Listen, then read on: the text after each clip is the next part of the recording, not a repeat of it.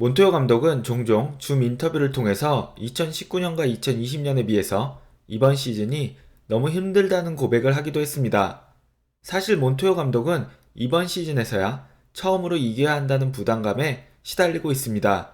그는 1998년부터 2014년까지 마이너리그 감독 생활을 했으며 템파베이의 트리플 A팀인 더맨 불스에서 가장 오랫동안 감독 자리를 지킨 인물입니다. 그리고 몬토요 감독은 2015년에 템파베이의 메이저리그 주루 코치가 되었고 2018년까지 템파베이의 메이저리그 팀 코치를 맡았습니다. 2015년부터 2018년까지의 템파베이는 윈나우 팀이 아닌 여러 선수들에게 많은 기회를 주고 캐시 감독이 여러 가지를 시험해보는 시기였습니다. 몬토요 감독은 2019년 토론토 블루제이스의 감독이 됩니다. 다시 말하면 몬토요 감독은 2019년 토론토 블루제이스의 감독이 되기 전까지 승패가 중요한 평가 지표가 되는 환경에서 지도자 생활을 해본 적이 없습니다. 그의 지도자 생활은 대부분 유망주들에게 많은 기회를 주고 그들의 새로운 가능성을 알아내면 성공적인 시즌으로 평가받던 환경이었던 것입니다. 현재 토론토의 마이너리그를 예로 들면 최근 네이트 피어스는 버팔로의 경기에 등판해 3이닝 동안 4실점을 했지만 삼진 7개를 잡으면서 성공적인 등판은 아니었지만 의미 있는 경기였고 메이저리그로 돌아오기 위한 준비가 되고 있다는 긍정적인 평가를 받았습니다. 메이저리그에서 이 성적을 기록했다면 비판받을 성적이었겠지만 현재 네이트 피어슨에게는 투구수 빌드업과 스트라이크를 던지는 것이 중요하기에 4실점에도 불구하고 긍정적인 평가를 받을 수 있는 것입니다. 조던 그로션스 역시 현재 마이너리그에서 유격수, 3루수, 그리고 외야수 등 여러 포지션을 소화하는 중입니다. 그로션스에 대한 평가 역시도 그의 성적도 중요하지만 그가 이런 여러 경험을 쌓고 다양한 포지션에 대한 이해도를 높이는 것에 중점을 둔 긍정적인 평가를 받고 있습니다. 몬토요 감독은 이런 식으로 평가받는 마이너리그에서 오랜 지도자 생활을 했기 때문에 종종 줌 인터뷰에서 캐나다 언론과 서로 다른 관점에서 이야기를 하기도 합니다. 그렇다면 몬토요 감독은 토론토 감독이 되고 세 번째 시즌인 이번 시즌에서야 왜 이런 시행착오를 경험하게 된 걸까요? 2019년의 토론토는 아무런 기대가 없는 팀이었습니다. 구단도, 언론도, 팬들도 관심이 있는 것은 단 한 가지였습니다. 게레로 주니어, 비지오와 같은 새로운 세대의 토론토 선수들이 언제 메이저리그에 올라올 것인가, 그리고 그들은 어떤 모습을 보여줄 것인가. 몬토요 감독은 승리할 필요가 없었고 마이너리그에서 지도자 생활을 하던 때처럼 비지오, 게레로 주니어, 그리고 보가 메이저리그에 올라왔을 때 그들에게 많은 기회를 주고 팬들이 원하는 역할을 그들에게 주면 되었습니다. 그것으로 몬토요는 자신의 역할을 다한 것이었습니다. 여기에다가 67승 95패로 시즌이 끝난 뒤에 로스 에킨스 단장이 원했던 많은 것을 얻었다는 의미로 나름 성공적인 시즌이었다는 의미의 인터뷰를 했다가 언론과 팬들로부터 아무리 탱킹 시즌이었다고 해도 95패를 했는데 그런 식으로 평가하는 것은 단장으로서의 올바른 자세가 아니라며 굉장한 비난을 받았습니다. 이렇기 때문에 몬토요 감독은 시즌 내내 그리고 시즌 후에도 비판에 노출되지 않은 채 마이너리그 팀을 운영하는 것과 같이 토론토 블루제이스를 이끌어 나갈 수 있었습니다. 2020 시즌은 단축 시즌이었고 플레이오프 진출팀이 늘어남에 따라 토론토 역시 막차를 탈 수 있었습니다.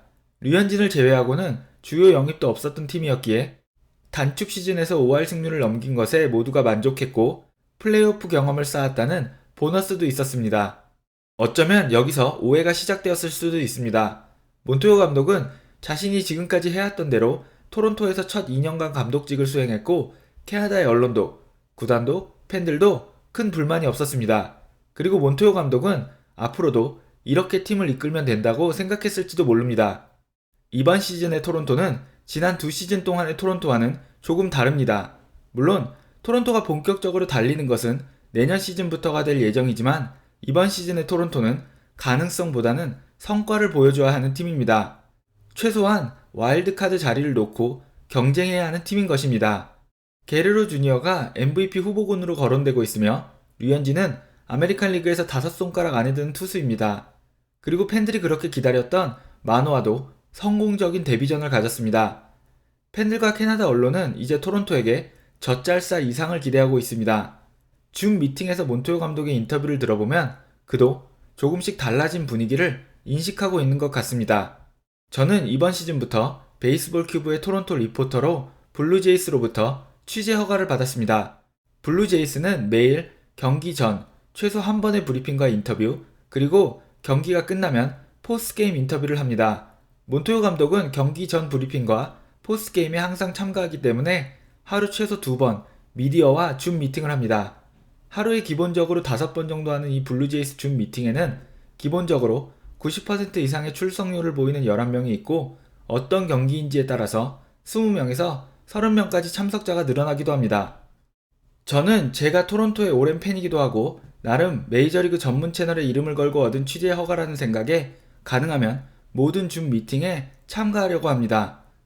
로저스 스포츠넷의 중계팀 멤버가 7명 정도이고, 나머지는 MLB.com의 키건 매티슨, 디 애슬레틱의 케이틀린, 그리고 제가 고정 멤버들입니다. 아무래도 스포츠넷 소속의 참가자들은 같은 로저스 계열의 직원이라서인지는 몰라도 날이선 질문이나 전곡을 찌르는 질문은 피하는 편이며 보통 좋은 분위기를 유지하는 질문을 주로 합니다. 키건 매티스는 주로 첫 질문을 하는 기자이며 아무래도 MLB.com 소속이고 스포츠넷 기자들과는 달리 독립성을 가지고 있어서인지는 몰라도 날카로운 질문을 자주 하는 편입니다.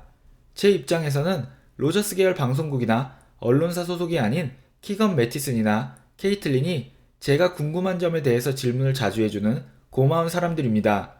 저는 매일 참가는 하지만 아무래도 유튜브 채널을 통해서 받은 취재 허가이기 때문에 조심스럽게 질문을 하고 있습니다. 키건은 가장 예리한 질문을 많이 하기도 하지만 몬토요 감독의 시행착오에 대해서 솔직한 대화를 이끌어내는 인물이기도 합니다. 4월에는 선수들의 타순이 계속 바뀌는 것에 대해서 타자들의 타순이 고정되는 것이 선수들의 안정을 위해서 더 좋지 않을까요? 라든지 타순을 선수들의 성적과 상관없이 좌우 교차에 중점을 두고 하는 것보다는 현재 잘 치고 있는 타자들을 중심 타선에 모아두는 것이 더 효율성 면에서 높지 않을까요?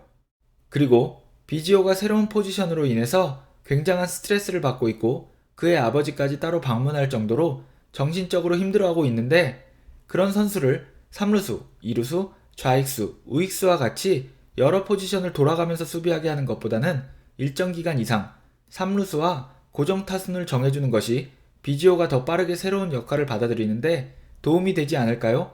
와 같은 질문들을 해왔고, 5월 초부터 토론토는 시미언, 보, 게레로 주니어, 테오스카, 그리치그로 이어지는 상위 타순을 고정하게 됩니다. 그리고는 곧 성적의 반등을 이루어냅니다. 몬토요 감독은 5월 초 이루어진 인터뷰에서 농담을 섞어서 키건에게 이제 만족하냐고 묻기도 했습니다. 최근 들어 키건은 열심히 훈련하는 선수들에게 공평한 기회를 제공하는 것도 좋지만 불펜 투수들에게 정확한 롤을 분배해주는 것이 그들에게 조금 더 도움이 되지 않을까요? 라는 질문을 했습니다. 줌 미팅에서 토론토의 불펜 투수들은 투수 교체 시기가 다가오면 불펜에서 선수들끼리 다음 투수가 누가 될지에 대해서 이야기하고 맞추려고 한다는 이야기를 한 적이 있습니다. 선수들 간 사이가 좋다는 에피소드일 수도 있지만 2달이 다 되어가는 현재까지도 불펜 투수들조차도 정확한 자신의 역할을 모른다는 이야기일 수도 있습니다. 류현진 선수가 템파베이를 상대로 선발 등판한 경기에서 기자들은 몬토요 감독에게 하루를 쉰 로마노가 있는 상황에서 왜 체두두가 등판했는지에 대해서 질문했고, 몬토요 감독은 마무리는 아직 정해지지 않았고 그 상황에서는 체두두가 최선이었다고 대답했습니다. 실제로 이 시점까지 로마노는 16번의 등판 중에 9회 혹은 마지막 이닝에 등판한 경기는 6경기 뿐입니다. 이 경기가 끝나고 난 뒤로 로마노는 4번의 등판을 모두 마무리 투수로 등판했습니다. 몬토요 감독 역시 앞으로는 로마노가 팀의 마무리 투수로서 많은 이닝을 소화할 것이라고 했습니다. 그리고 클리브랜드와의 더블헤더 2차전에서 몬토요 감독의 결정은 다시 한번 논란을 불러일으키게 됩니다. 선발 투수였던 스티브 매츠가 6회 흔들리게 되었고 체두두가 올라왔습니다. 그리고 체두두는 3타자 연속 출루를 허용한 뒤에야 3번째 아웃카운트를 잡게 됩니다. 체두두는 6회 아웃카운트 1개를 잡으면서 11개의 공을 던졌고 그 중에 8개가 볼이었습니다. 1차전에 나왔던 돌리스와 로마노를 제외하면 불펜의 모두가 충분한 휴식을 취한 상태였고, 썬튼을 뺀다면 불펜의 모든 투수들이 3일의 휴식을 취한 상황이었습니다. 하지만 몬토요 감독은 6회 심각한 제구력 난조를 보인 챗 우드를 7회 다시 내보냈고, 챗 우드는 21개의 공을 던지면서 17개의 볼을 던지는 심각한 제구력 난조를 보여주면서 결국 볼넷 4개를 연속으로 내주고 동점을 허용합니다. 포스트게임 줌 미팅에서는 긴장감이 느껴졌고 몬토요 감독은 챗 우드가 다시 잘할 수 있도록 그를 믿어주어야 했다라고 대답합니다. 최근에 포스트게임 인터뷰를 보고 있으면 몬토요 감독이 아직도 마이너리그 감독의 자아와 메이저리그 감독의 자아 사이에서 혼란스러워하는 것이 보입니다. 긍정적인 면은 몬토요 감독은 누구보다 자신의 새로운 역할에 적응하려고 노력하고 있다는 것입니다. 물론 누구보다 힘들어하고 있는 것도 사실입니다. 한 달이 걸리기는 했지만 상위 타선의 고정을 받아들였으며 7주가 걸리기는 했지만 지난주부터 로마노를 고정 마무리로 가기로 한 것 같아 보입니다. 첫 16번의 등판에서 4번이었던 마무리 등판이 최근 4번의 등판이 모두 마무리 등판으로 바뀌었다는 것은 고무적인 일입니다. 현재의 시행착오를 딛고 몬토요 감독이 조금 더 컨텐더의 감독으로서의 모습을 보여주기를 바랍니다. 이제 블루제이스는 성장을 위한 야구가 아닌 이기기 위한 야구를 해야 하는 팀입니다. 제가 직접 경험한 몬토요 감독은 정말 좋은 사람이고 정도 많으며 가족을 끔찍히 생각하는 사람입니다. 그래서인지는 몰라도 저는 몬토요 감독이 팬들과 언론의 지지를 받는 그런 감독이 되기를 바랍니다. 오늘의 이야기는 여기까지입니다. 여러분 모두 좋은 하루 보내세요.